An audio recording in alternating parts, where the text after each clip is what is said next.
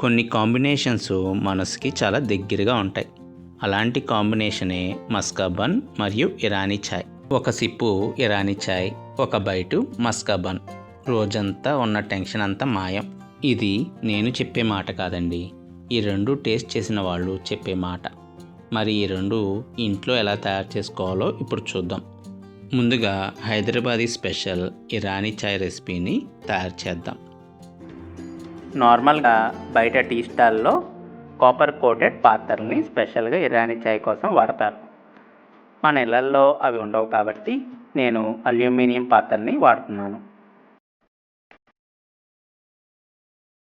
ముందు ఒక వెడల్పాటి పాత్రను తీసుకుని దానిలో పావుసేరు నీళ్ళు పోసుకోవాలి.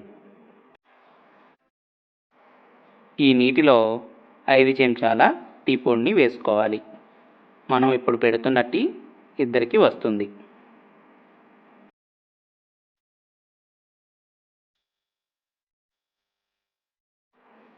ఈ టీ లైట్గా మరుగుతున్నప్పుడు 3 చెంచాల షుగర్ని దీనిలో వేసుకోవాలి.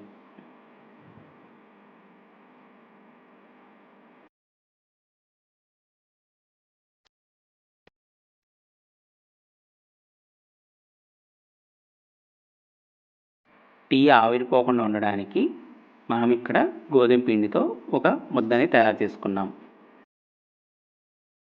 ఈ పిండిని ఈ పాత్రకి ఇలా అమర్చుకోవాలి ఆవిరిపోకుండా ఉండడానికి.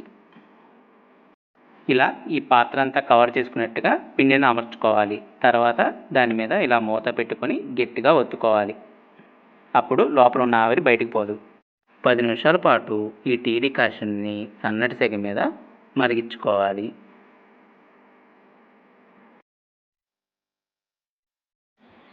ఆ డికాషన్ మరిగేలోపు మనం ఇక్కడ వేరే స్టవ్ మీద పాలని కాసుకుందాం.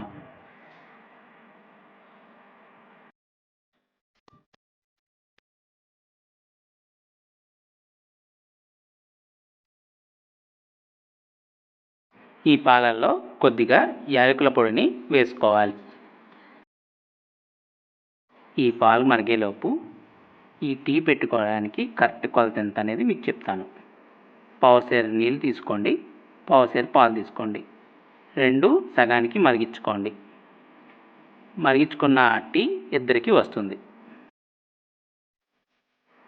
ఈ డికాషన్ మరిగిన తర్వాత స్టవ్ ఆఫ్ చేసుకుని ఒక చాక్తో ఈ పిండిని కోసుకుని మూత ఓపెన్ చేసుకోవాలి.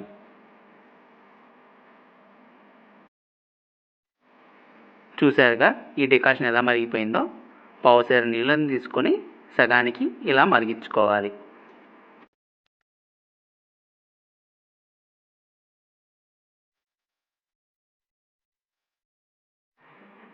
పాలు కూడా సగానికి మరిగిపోయాయి. ఇక్కడ చాలామంది ఇరానీ చాయ్లో కోవాని వాడతారు.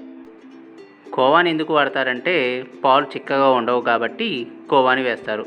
మనం అలా కాకుండా పాలనే సగానికి మరిగించుకున్నాం కాబట్టి ఇక కోవాతో పని లేదు. పాలు మరిగిన తర్వాత ఇప్పుడు స్టవ్ ఆఫ్ చేసుకుని మస్కా బన్ని తయారు చేసుకుందాం. ఇప్పుడు ఒక బౌల్ తీసుకుని ఇందులోకి 125 గ్రాముల అన్సాల్టెడ్ బటర్ని యాడ్ చేసుకోవాలి. ఈ 125 గ్రాముల బటర్ మనకి కరెక్ట్గా 4 బన్స్కి సరిపోతుంది. ఈ మస్కా బన్ను ఇంకా టేస్టీగా రావాలంటే అప్పుడే ఫ్రెష్గా తీసిన వెన్నపూస కూడా ఈ రెసిపీ కోసం వాడచ్చు. ఇప్పుడు విస్కర్తో ఈ బటర్ని చక్కగా బీట్ చేసుకోవాలి. ఉండలు లేకుండా స్మూత్గా అయ్యేంత వరకు బాగా కలుపుకోవాలి. ఇప్పుడు ఇందులోకి 3 నుంచి 4 టేబుల్ స్పూన్ల కండెన్స్డ్ మిల్క్ని యాడ్ చేసుకోవాలి. తీపిని ఎక్కువ ఇష్టపడేవారు 5 నుంచి 6 స్పూన్లైనా యాడ్ చేసుకోవచ్చు. ఇలా యాడ్ చేసుకున్న కండెన్స్డ్ మిల్క్ని బటర్తో పాటు బాగా కలుపుకోవాలి.